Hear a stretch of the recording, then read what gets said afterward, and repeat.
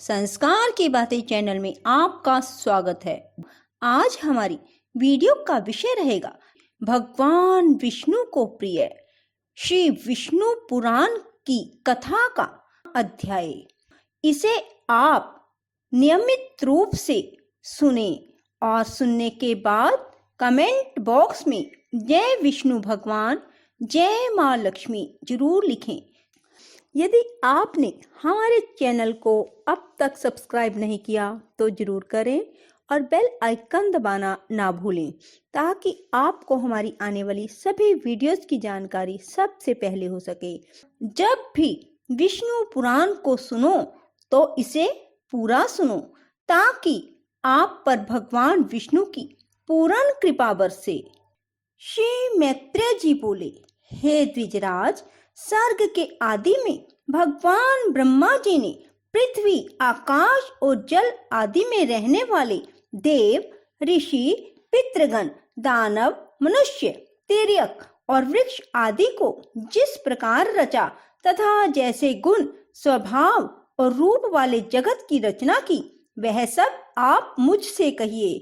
श्री पराशर जी बोले, हे मैत्रेय, भगवान विभु ने जिस प्रकार इस सर्ग की रचना की वह मैं तुमसे कहता हूँ, सावधान होकर सुनो। सर्ग के आदि में ब्रह्मा जी के पूर्ववत सृष्टि का चिंतन करने पर पहले अबुद्धि पूर्वक तमोगुणी सृष्टि का आविर्भाव हुआ। उस महात्मा से प्रथम तम, मोह, महामोह, तामिस्त और अंधनामिस्त अर्थात अभिनिवेश नामक पंच पर्वा 5 प्रकार की अविद्या उत्पन्न हुई।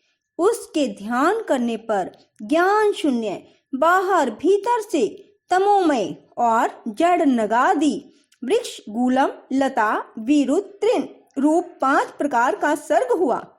नगादि को मुख्य कहा गया है, इसलिए यह सर्ग भी मुख्य सर्ग कहलाता है।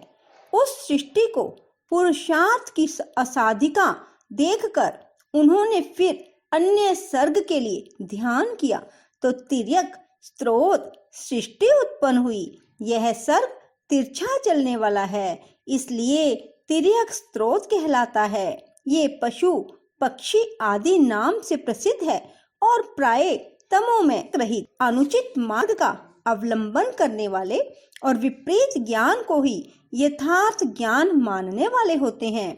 ये सब अहंकारी, अभिमानी, 28 वधों से युक्त, आंतरिक सुख आदि को ही पूर्णतया समझने वाले और परस्पर एक दूसरे की प्रवृत्ति को ना जानने वाले होते हैं। उस सर्ग को भी पुरुषार्थ का असाधक समझ पुनः चिंतन करने पर एक और सर्ग हुआ। वह उद्धर्व स्त्रोत नामक तीसरा सात्विक सर्ग ऊपर के लोकों में रहने लगा। वे उद्धर्व स्त्रोत सृष्टि में उत्पन्न हुए प्राणी, विश्व सुख के प्रेमी, बाहर्य और आंतरिक दृष्टि संपन्न तथा बाहर्य और आंतरिक ज्ञान युक्त थे। यह तीसरा देव सर्ग कहलाता है। इस सर्ग के प्रादुर्भूत होने से संतुष्ट चित्त ब्रह्मा जी को अति प्रसन्नता हुई। फिर इन मुख्य सर्ग आदि तीनों प्रकार की सृष्टियों में उत्पन्न हुए प्राणियों को पुरुषार्थ का असाधक जान उन्होंने एक और उत्तम साधक सर्ग के लिए चिंतन किया। उन सत्य संकल्प ब्रह्मा जी के इस प्रकार चिंतन करने पर अव्यक्त से पुरुषार्थ का साधक अर्वाक स्त्रोत नामक सर्ग उत्पन्न हुआ। इस सर्ग के प्राणी नीचे अर्थात पृथ्वी पर रहते हैं, इसलिए वे अर्वाक स्त्रोत कहलाते हैं। इनमें सत्व, रज और तम तीनों ही की अधिकता होती है, इसलिए वे दुख बहुल, अत्यंत क्रियाशील एवं बाहर्य अभ्यंतर ज्ञान से युक्त और साधक इस सर्ग के प्राणी मनुष्य हैं। हे मुनि श्रेष्ठ, इस प्रकार अब तक तुमसे 6 सर्ग कहे, उनमें महतत्व को ब्रह्मा का पहला सर्ग जानना चाहिए। दूसरा सर्ग तन मात्राओं का है, जिसे भूत सर्ग भी कहते हैं, और तीसरा वैकारिक सर्ग है जो इंद्रियादिक कहलाता है। इस प्रकार बुद्धि पूर्वक उत्पन्न हुआ यह प्राकृत सर्ग हुआ। चौथा मुख्य सर्ग है। पर्वत, वृक्ष आदि स्थावर ही मुख्य सर्ग के अंतर्गत है। पांचवा जो तिर्यक स्रोत बतलाया उसे तिर्यक योनि भी कहते हैं। फिर छठा सर्ग उधर्व स्त्रोताओं का है जो देव सर्ग कहलाता है। इसके पश्चात सातवां सर्ग अर्वाक स्त्रोतों का है, वह मनुष्य सर्ग है। आठवां अनुग्रह सर्ग है, वह सात्विक और तामसिक है। ये 5 व्यकृत सर्ग हैं और पहले 3 प्राकृत सर्ग कहलाते हैं। 9वां कौमार सर्ग है जो प्राकृत और व्यकृत भी है। इस प्रकार सृष्टि रचना में प्रवृत्त हुए जगदीश्वर प्रजापति के प्राकृत और व्यकृत नामक ये जगत के मूलभूत 9 सर्ग तुम्हें सुनाए। अब और क्या सुनना चाहते हो? हे मुने, आपने उन देवादिकों के सर्गों का संक्षेप से वर्णन किया। अब हे मुनिश्रेष्ठ, मैं इन्हें आपके मुखार बिंद से विस्तार पूर्वक सुनना चाहता हूँ। श्री पराशर जी बोले, हे मैत्रेय, संपूर्ण प्रजा अपने पूर्व शुभ अशुभ कर्मों से युक्त है, अतः प्रलय काल में सब का लय होने पर भी वह उनके संस्कारों से मुक्त नहीं होती। हे ब्रह्मन, ब्रह्मा जी के सृष्टि कर्म में प्रवृत्त होने पर देवताओं से लेकर स्थावर पर्यंत 4 प्रकार की सृष्टि हुई। वह केवल मनोमयी थी। फिर देवता, असुर, पितृगण और मनुष्य, इन चारों की तथा जल की सृष्टि करने की इच्छा से उन्होंने अपने शरीर का उपयोग किया। सृष्टि रचना की कामना से प्रजापति के युक्त चित्त होने पर तमोगुण की वृद्धि हुई। अतः सबसे पहले उनकी जंघा से असुर उत्पन्न हुए। तब हे मैत्रेय, उन्होंने उस तमोमय शरीर को छोड़ दिया। वह छोड़ा हुआ तमोमय शरीर ही रात्रि हुआ।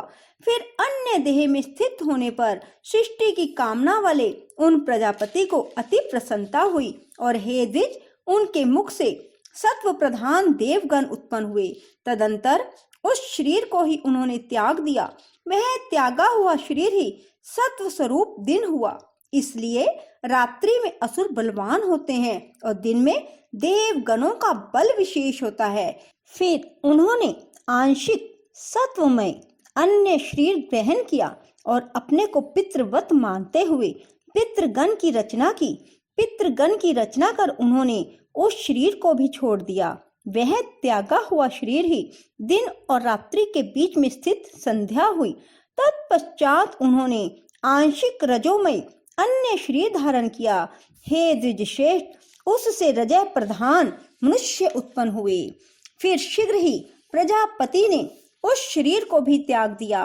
वही ज्योत्सना हुआ जिसे पूर्व संध्या अर्थात प्रातः काल कहते हैं। इसलिए हे मैत्रेय, प्रातः काल होने पर मनुष्य और सायंकाल के समय पितर बलवान होते हैं।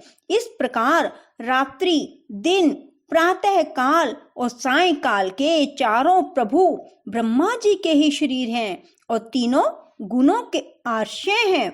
फिर ब्रह्मा जी ने एक और रजो मात्रात्मक शरीर धारण किया। उसके द्वारा ब्रह्मा जी से क्षुधा उत्पन्न हुई और क्षुधा से काम की उत्पत्ति हुई। तब भगवान प्रजापति ने अंधकार में स्थित होकर क्षुधाग्रस्त सृष्टि की रचना की। उसमें बड़े कुरूप और दाढ़ी मूछ वाले व्यक्ति उत्पन्न हुए। वे स्वयं ब्रह्मा जी की ओर ही दौड़े। उनमें से जिन्होंने यह कहा कि ऐसा मत करो, इनकी रक्षा करो, वे राक्षस कहलाए, और जिन्होंने कहा हम खाएंगे, वे खाने की वासना वाले होने से यक्ष कहे गए। उनकी इस अनिष्ट प्रवृत्ति को देखकर ब्रह्मा जी के केश सिर से गिर गए और फिर पुनः उनके मस्तक पर आरूढ़ हुए। इस प्रकार ऊपर चढ़ने के कारण वे सर्प कहलाए और नीचे गिरने के कारण अहि कहे गए। तदंतर जगत रचिता ब्रह्मा जी ने क्रोधित होकर क्रोध युक्त प्राणियों की रचना की। वे कपिश्वरन के अति उग्र स्वभाव वाले तथा मांसाहारी हुए। फिर गान करते समय उनके शरीर से तुरंत ही गंधर्व उत्पन्न हुए। हे द्विज, वे वाणी का उच्चारण करते अर्थात बोलते हुए उत्पन्न हुए थे, इसलिए गंधर्व कहलाए। इन सब की रचना करके भगवान ब्रह्मा जी ने पक्षियों को उनके पूर्व कर्मों से प्रेरित होकर स्वच्छंदता पूर्वक अपनी आयु से रचा। तदंतर अपने वक्षस्थल से भेड़, मुख से बकरी, उधर से पार्श्व भाग से गौ, पैरों से घोड़े, हाथी, गधे, वन गाय, मृग, ऊंट, खच्चर और नयुंक आदि पशुओं की रचना की। उनके रोमों से फल, मूल रूप औषधियां उत्पन्न हुई। हे द्विजोत्तम, कल्प के आरंभ में ही ब्रह्मा जी ने पशु और औषधि आदि की रचना करके फिर त्रेता युग के आरंभ में उन्हें यज्ञ आदि कर्मों में सम्मिलित किया। गौ, बकरी, पुरुष, भेड़, घोड़े, खच्चर और गधे ये सब गांव में रहने वाले पशु हैं। जंगली पशु ये हैं व्याघ्र, 2 खुर वाले वनगाय, हाथी, बंदर और 5वें पक्षी, 6ठे जल के जीव, 7वें सरीसृप आदि। फिर अपने प्रथम मुख से ब्रह्मा जी ने गायत्री, ऋक्, त्रिवत सोम, रथंतर और अग्निष्ठोम यज्ञों को निर्मित किया। दक्षिण मुख से यजु, त्रेष्टप छंद, पंचदश स्तोम, बृहस्साम और उक्त की रचना की। पश्चिम मुख से साम, जगती छंद, सप्तम दश स्त्रोत, वैरूप और अति रात्र को उत्पन्न किया तथा उत्तर मुख से उन्होंने एक विष्टि स्तोम, अथर्ववेद, आप्तोर्यामान, अनुष्टुप छंद और वैराज की सृष्टि की। इस प्रकार उनके शरीर से समस्त ऊंच नीच प्राणी उत्पन्न हुए। उन आदिकर्ता प्रजापति भगवान ब्रह्मा जी ने देव, असुर, पितृगण और मनुष्यों की सृष्टि कर तदंतर कल्प का आरंभ होने पर फिर यक्ष, पिशाच, गंधर्व, अप्सरागण, मनुष्य, किन्नर, राक्षस, पशु, पक्षी, मृग और सर्प आदि संपूर्ण नित्य एवं अनित्य स्थावर यंगम जगत की रचना की। उनमें से जिनके जैसे जैसे कर्म पूर्व कल्पों में थे, पुनः पुनः सृष्टि होने पर उनकी उन्हीं में फिर प्रवृत्ति हो जाती है। उस समय हिंसा, अहिंसा, मृदुता, कठोरता, धर्म अधर्म, सत्य मिथ्या ये सब अपनी पूर्व भावना के अनुसार उन्हें ज्ञात हो जाते हैं। इसी से वे उन्हें अच्छे लगने लगते हैं। इस प्रकार प्रभु विधाता ने ही स्वयं इंद्रियों के विषय, भूत और शरीर आदि में विभिन्नता और व्यवहार को उत्पन्न किया है। उन्होंने कल्प के आरंभ में देवता आदि प्राणियों के वेद अनुसार नाम और रूप तथा कार्य विभाग को निश्चित किया है। ऋषियों और अन्य प्राणियों के भी वेद अनुकूल नाम और यथा योग्य कर्मों को उन्होंने निर्दिष्ट किया है। जिस प्रकार भिन्न भिन्न ऋतुओं के पुनः पुनः आने पर उनके चिन्ह और नाम रूप आदि पूर्ववत रहते हैं, उसी प्रकार युग आदि में भी उनके पूर्व भाव ही देखे जाते हैं। शिक्षा शक्ति से युक्त वे ब्रह्मा जी सृज्य शक्ति की प्रेरणा से कल्पों के आरंभ में बारंबार इसी प्रकार सृष्टि की रचना किया करते हैं। राधे राधे। जय श्री कृष्णा।